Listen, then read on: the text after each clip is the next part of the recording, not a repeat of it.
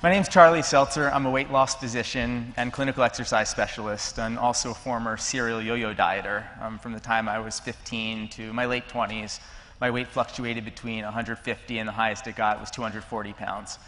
For the past 5 or 6 years, I'm getting old now, I maintained a weight below 170 pounds by making some permanent lifestyle changes. And let's just introduce them. There's Anita.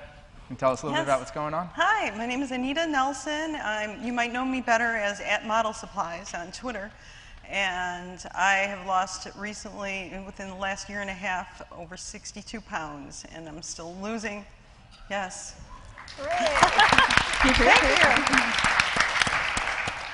I'm Katey. I blog at happyexhaustion.com. I lost 100 pounds over a year, and I've kept it off for 7 months, and I am mostly blogging about the journey and keeping it off, which is tons of fun. Right. Yay. I'm Ann Douglas, and I started out at 286 pounds in January, and I never would have told you that number back in January. Now I figure part of my journey to free myself from the fear is being honest about my weight. I have lost 57 pounds since that time, aiming to lose another 75, and I'm not even going to say aiming, I'm going to do it.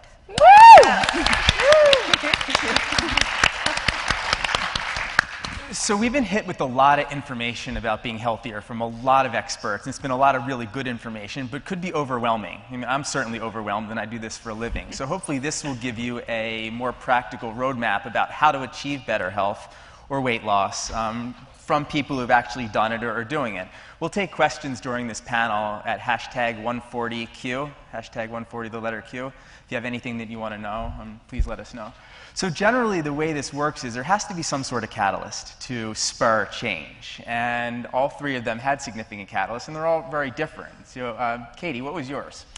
I became a mother. And I was in like a size 12 or 14 for most of my life.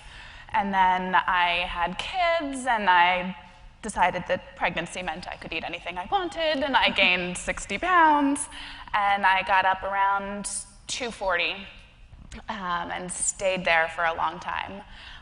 But I have a family history of stroke, and I realized that my weight was putting me in danger, and I have 2 kids who need their mommy. So I turned it all around. I never worked out at all until I was 31 years old. So not being dead is a really good motivator for change. For sure. So you make the decision to change. You want to change, okay. But there are generally things that are going wrong in your life that have caused you to be at the weight that you are, and those things need to be faced in order to make permanent lifestyle changes. And Anne's shaking her head yes, like you face some fears. For sure. I didn't realize until I started blogging about my weight loss journey that wanting to avoid being noticed was something that caused me to put fat on as an armor. When I was a university student, I was sexually harassed on the job, and at the same time, around the same age, I was sexually harassed by a doctor. So both were really awful, uncomfortable experiences that I carried through life, and I didn't realize how much they made me want to just be invisible, carry a fat armor so that way I wouldn't be noticed. I'd be the girl that nobody paid attention to. I got down to 182 pounds about 15 years ago, and suddenly I started to get attention from men, and I didn't know what to do with it, and I think that helped me to want to put the fat armor again on. Now I'm a stronger, older, and wiser woman, so this time when I reach my goal weight, I've got the inner strength and age and wisdom to be able to handle it. It's cool, right? All right, so you got a catalyst for change, you faced your fears, and now you're ready to take action. And I think that the one thing that's been drilled over again and again is that there's no one plan for everybody. Following someone else's diet or exercise plan is like trying to see through someone else's eyeglasses. It's just not going to work. And there's more than one way to skin a cat, but there are some common themes that occur with everybody who successfully loses weight. So how many of you guys track your calories on some sort of application? What do you use? Or a piece of paper. I use MyFitnessPal Okay. to track. It tracks calories and it tracks exercise, so you get like a big reward. It does all the math for you, and I really like that about it. I use several apps. I use iBike, and also there's a virtual active, which will, if you're hiking or doing elliptical machines, it'll show a scene as if you're walking in Italy or wherever, whatever location you would like to do. Very nice. And Katey, you track as well? Yes, but I'm very low rent. I use the little piece of paper and I write down the number of calories. And when I hit 1,500, then I stop eating. There you go. Anne? I'm a new Fitbit addict, and my husband says to me, "Are you 3 years old when you're trying to get the happy faces on your dashboard at the end of the day?" Like, I'm totally 3 years old. I love that reinforcement and motivation, so it works for me. All right, so now we've got a plan. And there's exercise in there too, obviously, healthy choices, all of that stuff. But a lot of the other people have addressed that. But you keep going, and you're great, and then bang, a plateau. Everybody hits a plateau. Anne has not hit her plateau yet. I've just hit stress, major stress at work and home, so if you want, I can talk about that in a few minutes. I want to hear, because Katey hit a major plateau. After about 40 After pounds? about 60 pounds. 60 pounds, Katey hit a plateau. And what'd you find when you hit your plateau? I found that I had to start actually doing the hard part, which is tracking my calories as well as working out. And so I had resisted, and I did all the, Atkins and this diet and that diet, and my husband is a personal trainer, and he said, you might want to think about how much you're putting into your body. And then that was the death of the plateau. And that's not a bad way to do it. When you're changing your lifestyle, like Katey had told me yesterday, that she cut out a lot of the simple and bad carbohydrates. And carbohydrates are inherently neither good nor bad for the most part, but she cut out a lot of the stuff that she was eating, and that worked for a while. But then you told me yesterday that 1,500 calories is a lot less food than I thought it was. Less than I thought. So tracking was really an eye-opener. I was really eating a lot more than 1,500 calories and not realizing how much more. So Katey got her fix pretty easily just by doing the numbers, but there's some emotional components that can make it really difficult as you go through this process. Did either of you guys hit any sort of emotional problems that you needed support for or help from community members or family or anything like that? Oh, yeah. When I started my weight loss journey, I had to write a letter to a family member who I won't name, but who I addressed in my blog, and I wrote a letter to him that's on my blog, and it says, "Dear family member, I am writing this letter to let you know that I'm going on this weight loss journey, and I'm going to be really, really honest as I do this, and I hope anything I say won't hurt you as I embark on this process." I also had a conversation with my daughter, who has a history of eating disorders. I was really worried that me trying to lose weight would trigger her. But she said, "We're going to make a deal. I'll worry about me, you worry about you." And so far, that's worked for both of us, thankfully. I have one that connects to my catalyst, actually. My catalyst was actually standing in front of my father's casket in 2010, and I was talking to my very fit sister and half-brother, and they were in front of my father's casket talking to me about how I needed to lose weight and listing off things that I could do. So it was helpful for me to actually distance myself from these family members to a certain extent, not to be cold, but to just keep in loose contact, more texting than anything. We got a comment on the feed about how less calories means weight loss. And for most people, that's true. But there are certain conditions like insulin resistance or carbohydrate sensitivity, which makes everybody a little bit different. And that's why there is no cookie-cutter approach. And while most people will be able to lose weight by expending more calories, actually, the laws of thermodynamics apply, I believe, although you'll hear certain doctors disagree with that if you consume less calories, you will lose weight, but certain types of medical pictures make it more complicated and call for a reduction in carbohydrates to cause weight loss. Just wanted to let that. So we've got a plan now. We've hit a plateau. We've gotten through it. And then, because these are lifestyle changes, there's no end point, right? And Katey, did you figure that out? Yes. When I started my journey, I had a destination. And I'm going to lose 100 pounds, and I'm going to be healthy, and I'm going to be strong, and it's going to be awesome. And then I lost 100 pounds, and I realized that I didn't get to stop.